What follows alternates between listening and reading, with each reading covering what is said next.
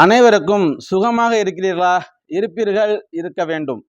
மகாசக்தி ஜோதிடம் யூடியூப் சேனலில் பயணம் செய்கின்ற ஜோதிட ஆர்வலர்கள், ஆன்மீக நண்பர்கள் அனைவருக்கும் இனிய வணக்கங்கள்.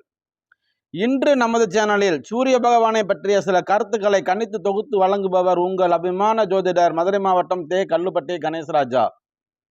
இன்றைய நாள் அனைவருக்கும் இனிய நாளாக அமைய வாழ்த்துக்கள். என்னுடைய தாய் தந்தையரை வணங்கி எனக்கு இந்த ஜோதிட கலையை அருளிய அனைத்து குருநாதர்களின் ஆசீர்வாதங்களோடு சாதகத்தில் சூரியன் உதயம் முதல் சூரியன் அஸ்தமனம் வரை ஒரு நாள் என்றும் ஜாதகத்தை கணிப்பார்கள் ஜோதிடர்கள். சூரிய உதயம் என்று பார்த்து கொண்டோமானால் காலை 5:45 முதல் 6:15 மணி வரை ஒவ்வொரு நாளும் இடத்திற்கு ஏற்றவாறு மாறுபடும். சூரியனின் நகர்வு ஒவ்வொரு மாதமும் ஒவ்வொரு ராசி கட்டத்திற்கு செல்லும். உதாரணமாக, உங்கள் ஜாதகத்தில் சூரியன் மேச கட்டத்தில் இருந்தால் நீங்கள் சித்திரை மாதம் பிறந்தவராக இருப்பீர்கள் என்று அர்த்தம். அந்த வகையில் பார்த்து கொண்டமையானால் மேசம் சித்திரை மாதம் பிறப்பு என்றும், ரிஷபம் வைகாசி மாத பிறப்பு என்றும், மிதுனம் ஆனி மாத பிறப்பு என்றும், கடகம் ஆடி மாத பிறப்பு என்றும், சிம்மம் ஆவணி மாத பிறப்பு என்றும், கன்னி புரட்டாசி மாத பிறப்பு என்றும், துலாம் ஐப்பசி மாத பிறப்பு என்றும், விருச்சகம் கார்த்திகை மாத பிறப்பு என்றும், தனுசு மார்கழி மாத பிறப்பு என்றும், மகரம் தை மாத பிறப்பு என்றும், கும்பம் மாசி மாத பிறப்பு என்றும், மீனம் பங்குனி மாத பிறப்பு என்றும் கூறப்படுகிறது ஜோதிடத்தில். அந்த வகையிலேயே உலகெங்கும் இருக்கக்கூடிய தமிழர்கள் தை திருநாள், தமிழர் திருநாள் என்று சூரியனை போற்றி வழிபடுகின்றனர். வாழ்வாதாரத்திற்கு முக்கியமானவர் கூட சூரிய பகவான் தான். விவசாயிகளின் கண்கண்ட தெய்வமாக திகழ்பவரும் சூரிய பகவான் தான். ஒரு ஜாதகத்தில் ஆத்மகாரகனாக வைப்பவர் சூரிய பகவான் தான். ஜோதிட சாஸ்திரப்படி ஒவ்வொருவரின் ஜாதகத்தில் சூரியன் எப்படி ஆதிக்கம் செலுத்துகிறார் என்று பார்த்தோமையானால், சூரியன் கால சுழற்சியில் தென் திசை நோக்கி பயணம் செய்யும் காலமான ஆடி முதல் மார்கழி மாதம் வரை தட்சியாயன காலம் என்றும், சூரிய பகவான் வடக்கு திசை நோக்கி பயணம் செய்யும் காலமான தை மாதம் முதல் ஆனி மாதம் வரை உத்தராயண காலமாகவும் கணக்கிடப்படுகிறது. அந்த வகையிலேயே ஆடி மாதத்தில் முதல் நாளில் புண்ணிய நதிகளில் நீராடுவதையும், தை மாதத்தின் முதல் நாள் சூரியனை வழிபடுவதையும் முன்னோர்கள் ஆதிகால சித்தர்கள் முதல் இன்று வரை மனிதர்கள் தொன்று தொட்டு கடைபிடித்து வருகின்றார்கள். மகர ராசியில் சூரியன் பிரவேசிக்கும் காலமானதால் மகர சங்கராந்தி என்று அழைக்கப்படுகிறது. அதாவது ஒவ்வொரு மாதமும் சூரியன் ஒரு ராசியில் பிரவேசிக்கும் காலம் சங்கராந்தி என்று அழைக்கப்படுகிறது. சூரிய பகவான் மழைக்காலம் தொடங்கும் காலத்திற்கு முன்பாகவே விதைகளை தூவி, தை மாதம் பிறப்புக்கு முன்பாகவே அறுவடை செய்து, நெல்லிலிருந்து பெறப்படுகின்ற அந்த பச்சை அரிசியை புதுப்பானையில் பொங்கலிட்டு, வயலில் விளைந்த கரும்பு, வாழை, மஞ்சள் போன்ற பொருள்களை பட்டியலிட்டு குடும்பம் குடும்பமாக சூரிய பகவானுக்கு நன்றி தெரிவிக்கின்றோம். சூரியனுக்கு ஏன் இத்தனை முக்கியத்துவம் என்பதனை ஜோதிட ரீதியாக பார்ப்போமே. மனித உடலில் ஆன்மாவை பிரதிபலிப்பவர் சூரியன். அதனால்தான் அவருக்கு ஆத்மகாரகன் என்ற பெயரே வந்தது. ஒருவருக்கு ஆத்ம பலம் அமைய வேண்டுமானால் உங்கள் ஜாதகத்தில் சூரியன் பலம் பெற்றிருக்க வேண்டும் என்று ஒற்றை வரியில் சொல்லிவிடலாம். ஜாதகத்தில் சூரியன் நன்றாக அமைய பெறாதவர்கள் சூரியனை வணங்கி ஓம் ஆதித்யாய கிருதாய என்ற மந்திரத்தை சொல்லி வழிபட வேண்டும். ஸ்ரீ ராமர் அப்படி வழிபட்டதன் காரணமாகவே ராவணனை வெல்லும் ஆற்றலை பெற்றார். வேதங்களில் தலை சிறந்த மந்திரம் காயத்ரி மந்திரம். அந்த காயத்ரி மந்திரத்தை உரியவர் சூரிய பகவான். ஜென்ம நட்சத்திரம் விசாகம் ஜாதகத்தில் கார்த்திகை, உத்திரம், உத்திராடம் சூரியனுக்குரிய நட்சத்திரமாக கருதப்படுகிறது. சூரிய நமஸ்காரம் செய்வது மிகவும் விசேஷமானது. சூரிய வழிபாடு நம் ஆன்மீகத்தின் சிறப்பம்சம்.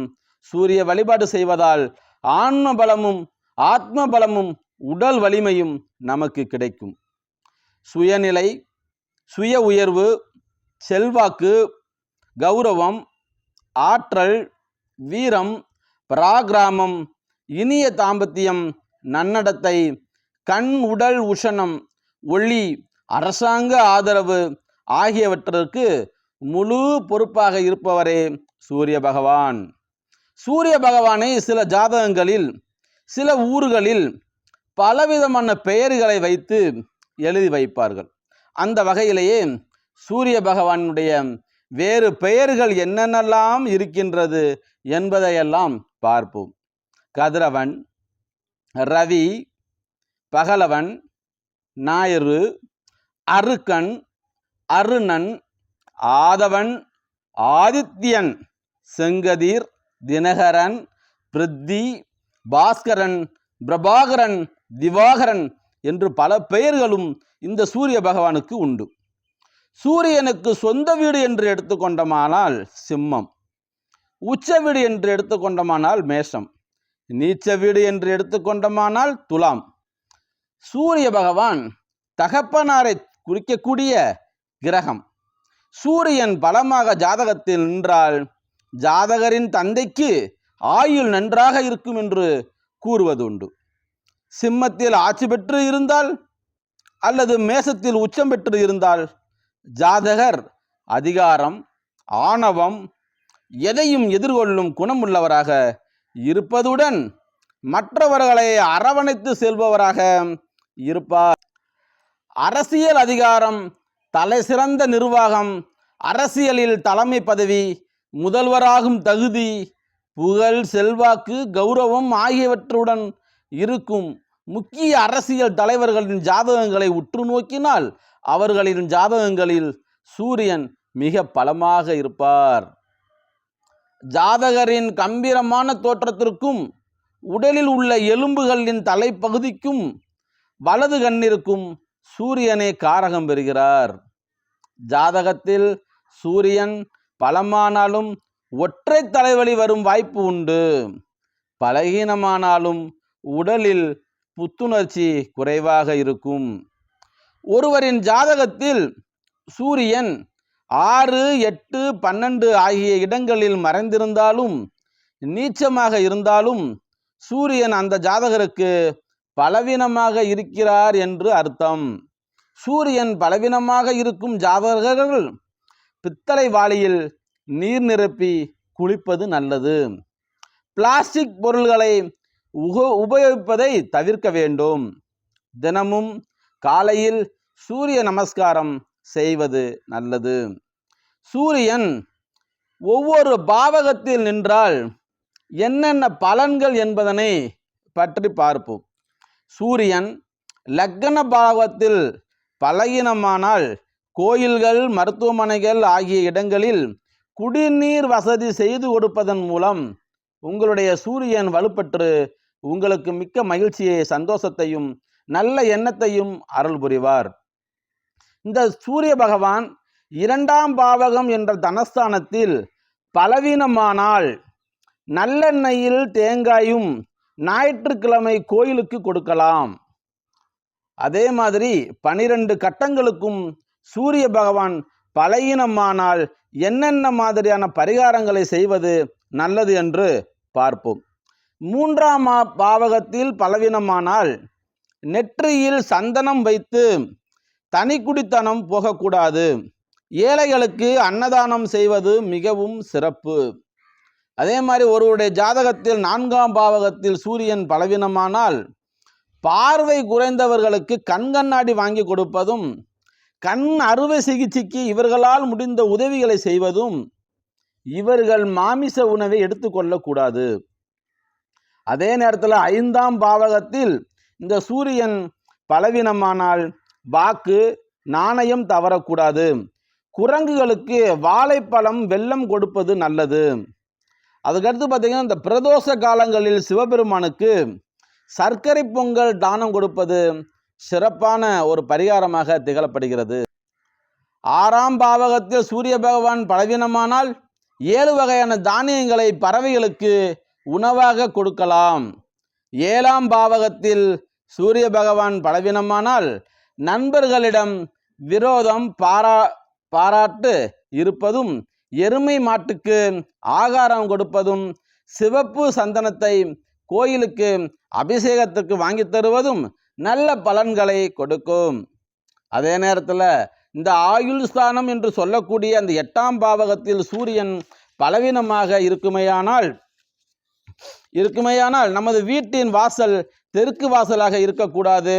கோதுமை, வெல்லம், வெண்கல பாத்திரங்களை கோயிலுக்கு தானம் செய்வதும் நல்லது. பிரதோஷ காலங்களில் அபிஷேகத்திற்கு சிவபெருமானுக்கு பன்னீர் வாங்கி தருவது சிறப்பு.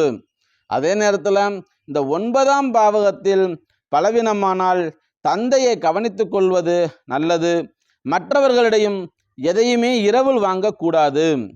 10ஆம் பாவகம் என்று சொல்லக்கூடிய அந்த தொழில் ஸ்தானத்தில் சூரிய பகவான் பலவீனமானால் மேற்கு பக்கம் உள்ள வீட்டு வாசலுக்கு செல்வது கூடாது.